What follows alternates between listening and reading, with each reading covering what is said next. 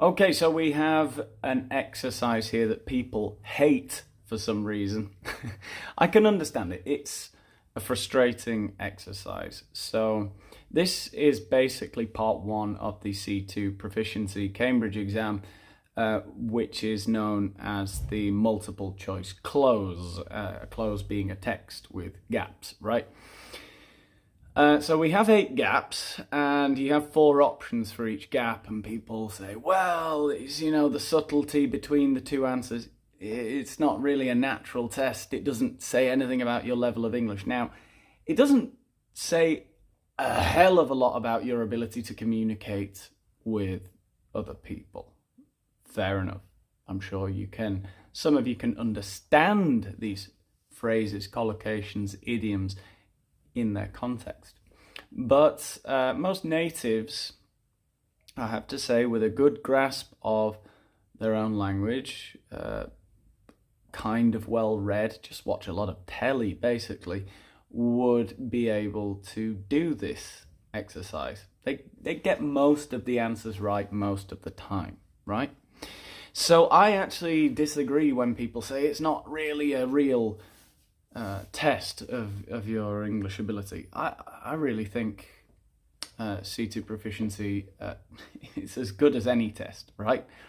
On testing your overall ability in English, right? If you think you know better, come up with a different one. Anyway, here we go. Let's have a look at it. I'll try to explain why I'm choosing one answer or another. Again, I haven't checked the answers. Oh, and by the way, I'll just mention that this is in the C2 Objective Proficiency students book. I'm on page 41, I think. And this is revision of units 1 to 4. So without further ado, let's get into the task. It says, too much on your plate, waste not, want what?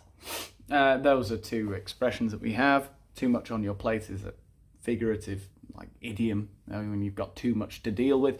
Though in this case it's kind of literal because we're talking about wasting food. Waste not, want not is another expression. Waste not, want not, I mean, essentially means if you save what you have and you don't use it up, you don't exhaust all of your resources, in this case food, then you won't be in need later on, I think is what it means. Essentially, waste not, want not, basically telling people to be a bit prudent with whatever that might be. Anyway, we're talking about food wastage here, so we'll have a look. We've got an example that you can see there, 0. It says, recent research carried out in Ireland. Carried out in Ireland among chefs and consumers found that 48% of people admitted to regularly over-ordering in restaurants. A campaign has been launched as a result, calling for the food service industry to join with chefs and consumers to address the issue of food waste. So I like to analyse the gap a little bit before I look at the options. So calling for the food service industry to join with chefs and consumers. Right, they want the industry to join, all right, I think I know what this is, with chefs and consumers. Yes, okay. So this is an expression, it's basically a collocation that you either know or you don't. To unite, essentially, so we say join arms, parts, forces, roles. It's to join forces. And I think a lot of languages probably have a similar expression. I think in Spanish they say unir fuerzas. That's literally to unite forces. But again, those collocations are very different, aren't they? We don't say unite forces, we say join forces. So, Okay, to bring the research findings to So the research findings found that 48% of people admitted to regularly over-ordering in restaurants. So what do we want to do with those findings? To bring those research findings to, the owner of a restaurant in Dublin is creating a great Irish waste menu. Sounds lovely. Reconsidering food ingredients that have been thrown away, rejected, or something else inedible, and turning them into imaginative dishes. Blah, blah, blah. Okay, so what do we want to do with the findings? We want to, I guess, make use of them in some way, right? We want to take those findings and say, let's find a solution to people wasting food. So to bring these research findings to fruition, life, action, book, you know, I think we want to make those findings useful, right? So I'm not exact 100% here, but I think I would go for bring the research findings to fruition. You don't want to bring them to life. Like, it's not that you want to bring the fact that people waste food. You want to manifest that in some way. You want that to manifest itself. You want to do the opposite, if anything, right? So I don't think bring it to life. Bring it to action. You bring a plan into action. You bring something into action, maybe. But there isn't a plan. There's just some findings. Bring something to book. Is that an expression? I don't think so. I mean, when we talk about booking and stuff, maybe bringing somebody to book. I think I've heard. Could you bring the results to book? I suppose if you bring a person to book, you call them out on something, right? So you make them accountable for their actions. Do we want to bring the findings to book? I'm not so sure here. I'm having a moment of doubt. Yeah, maybe it is bring to book. I'm having a bit of an issue with it because I think you would want to maybe bring a plan to fruition. I guess the campaign could bear fruits, could be brought to fruition. The findings, I don't think... I've never heard of bringing an inanimate object or something intangible. I've heard of bringing a person to book. Bringing something to book. I think I'm going to go with fruition.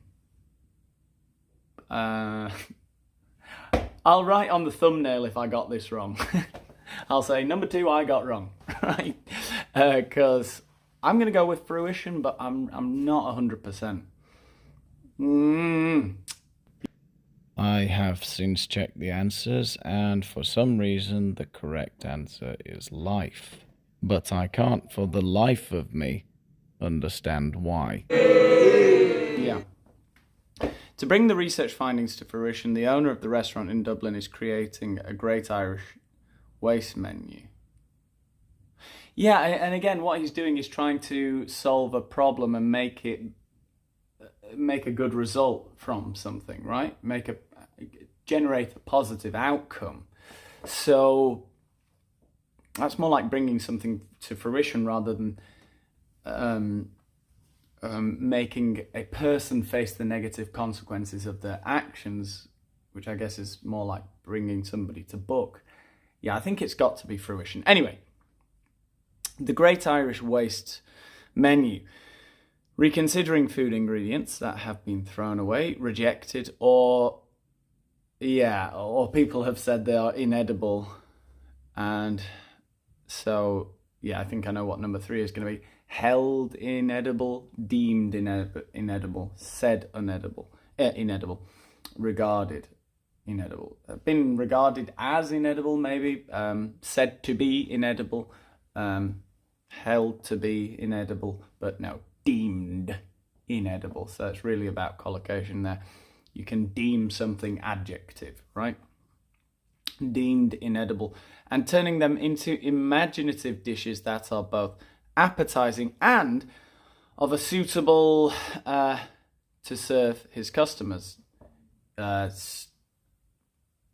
got a few ideas. We want them to be a certain level of quality, right? A suitable quality. So the options are model, equivalent, measure, standard, right? Yeah, I would say standard. Appetizing and of a suitable standard to serve to his customers, right? So a standard, a level of expectation.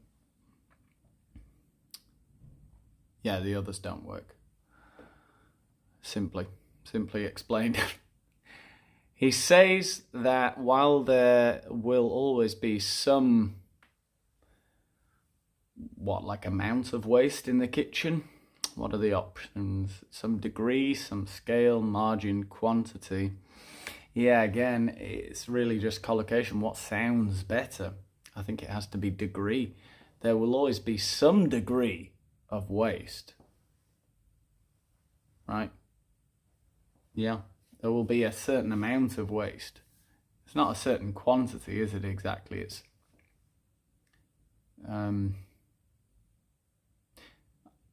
I think I should stop trying to explain this one, because I think it's really just it comes down to what sounds better, what's a better collocation.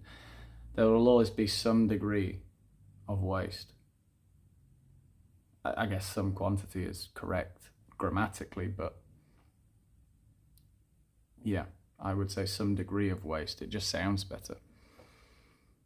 In the kitchen, due to elements such as bones or fat trimmings, yeah, the bits of fat that you cut off the meat, so that they're going to get wasted, the bones and the fat trimmings. While that's true, there is an opportunity to wastage in the restaurants itself through better communication. So like reduce, I guess, reduce wastage. Shorten wastage, you might shorten something in terms of time.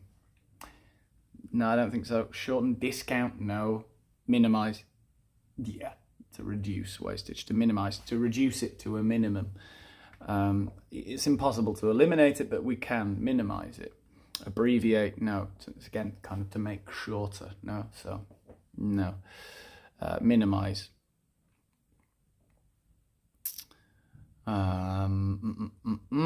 Even though so much food comes back on customers' plates and goes in the bin, the majority of diners aren't aware of the environmental or cost something of that waste, like the environmental cost. Okay, I think I've got an idea of what that could be. Like, it means like the consequences, right? So 7, expectations, associations, regulations, implications. Yes, the environmental implications, the ramifications, the consequences on the environment and of cost. So the implications for cost and the environment of that waste. Without consumers shifting their mindset, restaurants will struggle to reduce food waste significantly. They'll struggle to reduce it significantly.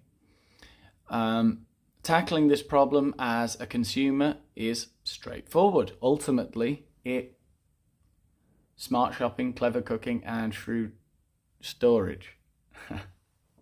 Nice play on words there at the end.